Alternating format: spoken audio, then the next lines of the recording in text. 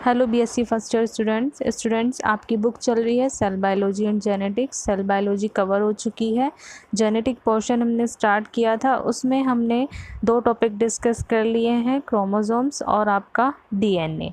तो आज हम देखेंगे जो आपका आज का टॉपिक है कि डिफरेंट टाइप के डीएनए, कि किस तरीके से हमें डिफरेंट डीएनए देखने को मिलते हैं।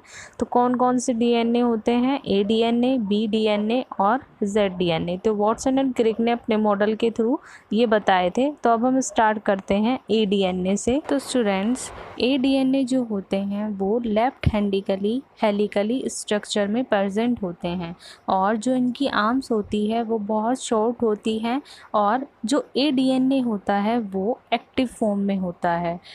और स्टूडेंट्स, ए डीएनए का फॉर्मेशन कब होता है, जब सैंपल जो होते हैं वो डिहाइड्रेट हो जाते हैं, तब हमें ए डीएनए देखने को मिलता है। मतलब वाटर की जो कंसंट्रेशन है वो कम होगी, तब हमें ए डीएनए देखने को मिलता है। और अगर हम बात करें ए डीएनए की, तो ए डीएनए जो होता है वो सिमिलर होता है बी डीएनए के। स्टूडेंट्स, हमारी बॉडी के अंदर तीनों डीएनए देखने को मिलते हैं, लेकिन जो बी डीएनए होता है वो ज़्यादा देखने को मिलता है as compare to A DNA और जेड डीएनए। ए डीएनए के अंदर नाइट्रोजनस बेस जो होते हैं वो ज़्यादा प्रेजेंट होते हैं, और जो टर्न होते हैं वो भी शॉर्ट प्रेजेंट होते हैं। और अगर हम बात करें तो इनके अंदर 2 टाइप के ग्रुप प्रेजेंट होते हैं, एक मेजर ग्रुप और एक माइनर ग्रुप। तो जो मेजर ग्रुप होता है वो ज़्यादा डीपली प्रेजेंट होते हैं, और जो माइनर ग्रुप होते हैं वो ज़्यादा डीपली प्रेजेंट नहीं होते। और जैसा कि मैंने अभी आपको बताया कि जो ए डीएनए होता है उसका फॉर्मेशन कब होता है, जब सैंपल जो होता है वो डिहाइड्रेट हो जाते हैं, यानी कि जो वाटर की कंसंट्रेशन होती है वो कम हो जाती है। अगर हम बात करें ए डीएनए के फंक्शन की, तो ए डीएनए का जो फंक्शन होता है वो होता है ट्रांसक्रिप्शन में। ट्रांसक्रिप्शन क्या होता है, डीएनए से आरएनए का बनना। तो उसके अंदर ए डीएनए जो है वो बहुत ज़्यादा इम्पोर्टेंट रोल प्ले करता है। अब हम बात करते हैं बी डीएनए की। तो स्टूडेंट्स, जैसा कि मैंने अभी आपको बताया था, जो बी डीएनए होता है वो मोस्ट कॉमन फॉर्म होती है डीएनए की। और जो बी डीएनए होता है उसका जो फॉर्मेशन होता है वो किस तरीके से होता है, वाटर की हाई कंसंट्रेशन के अंदर होता है। और जब वॉटसन एंड क्रिक ने डबल हेलिक्स स्ट्रक्चर के थ्रू बताया था कि जब इसकी फ़र्स्ट टाइम स्टडी हुई, तो उन्होंने बताया कि 92% ह्यूमिडिटी के अंदर ही बी डीएनए बनता है। तो स्टूडेंट्स, अगर हम बात करें बी डीएनए के स्ट्रक्चर की, तो जो बी डीएनए की स्ट्रक्चर होती है वो किस तरह की होती है, नैरो होती है और एलोंगेटेड होती है as compare to A DNA. और अगर अब हम बात करें ग्रूव्स की, तो जो मेजर ग्रूव्स होते हैं वो ज़्यादा वाइड होते हैं, और जो माइनर ग्रूव्स होते हैं वो नैरो प्रेजेंट होते हैं as compare to A DNA. और नाइट्रोजिनस बेस किस तरीके से प्रेजेंट होते हैं, परपेंडिकुलर प्रेजेंट होते हैं और हेलिक्स के अंदर प्रेजेंट होते हैं। और जो एक स्पाइरल का जो टर्न होता है वो कितना होता है, 3.4 नैनोमीटर और 34 एंगस्ट्रोन का होता है। और अगर हम बात करें 2 हाइड्रोजन बॉन्ड के बीच का जो डिस्टेंस होता है वो कितना होता है, 0.334 नैनोमीटर और 3.4 एंगस्ट्रोन का। तो स्टूडेंट्स, अब हम बात करते हैं जेड डीएनए की। स्टूडेंट्स, अगर हम बात करें जेड डीएनए की, तो जेड डीएनए जो है वो ए डीएनए के सिमिलर होता है। किस तरीके से, ये भी लेफ्ट हैंडिकली ही प्रेजेंट होता है जिस तरीके से ए डीएनए प्रेजेंट था। और ये most active double helix structure show करता है, मतलब कि एक्टिव फॉर्म होती है डीएनए की। अगर अब हम बात करें जेड डीएनए के स्ट्रक्चर की, तो जो जेड डीएनए की स्ट्रक्चर होती है वो ट्रांसट्रिंट होती है डीएनए की।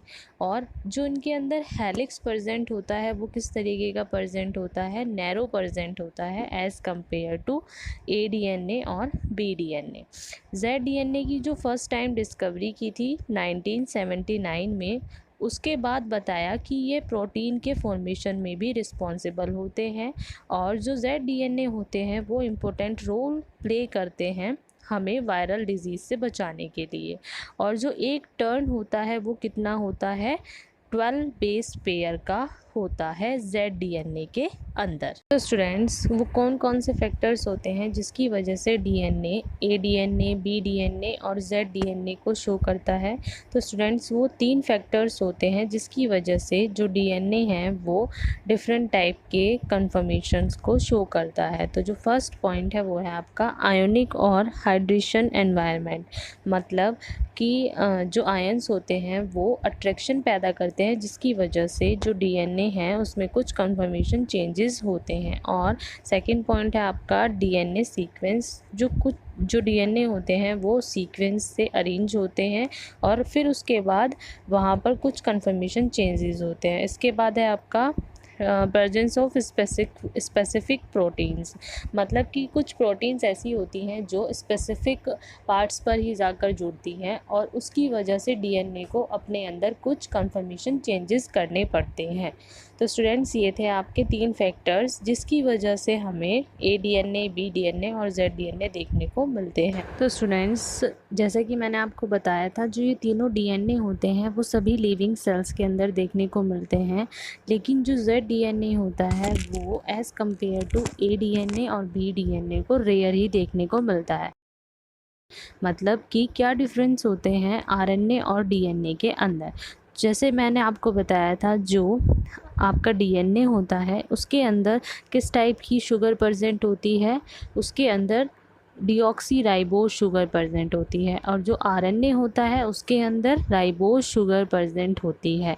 और जो आपका नाइट्रोजिनस बेस प्रेजेंट होते हैं DNA के अंदर वो 4 टाइप के प्रेजेंट होते हैं। और जो हमारा RNA होता है उसके अंदर भी 4 टाइप के प्रेजेंट होते हैं, लेकिन जो DNA होता है उसमें थाइमीन प्रेजेंट होता है और जो RNA प्रेजेंट होता है उसमें यूरेसिल प्रेजेंट होता है।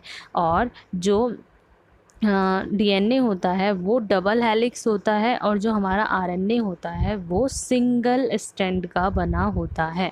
तो स्टूडेंट्स, ये थे difference between RNA and DNA। तो अब हम देखते हैं कि RNA जो है वो इम्पोर्टेंट क्यों होता है। तो students, it's contains the genetic codes from DNA that is needed to make proteins. मतलब RNA से प्रोटीन का फॉर्मेशन होता है और जो DNA होते हैं वो प्रोटीन के कोड के लिए रिस्पॉन्सिबल होते हैं। मतलब ये प्रोटीन के कोड को बनाते हैं और उस कोड से वापस से RNA का फॉर्मेशन होता है और RNA जो है उस प्रोटीन का फॉर्मेशन करता है। तो स्टूडेंट्स, हम सेंट्रल डोग्मा के अंदर यही पढ़ते हैं, रेप्लिकेशन क्या होता है, यही प्रोसेस होता है कि RNA से DNA कैसे बनता है और DNA से RNA कैसे बनता है।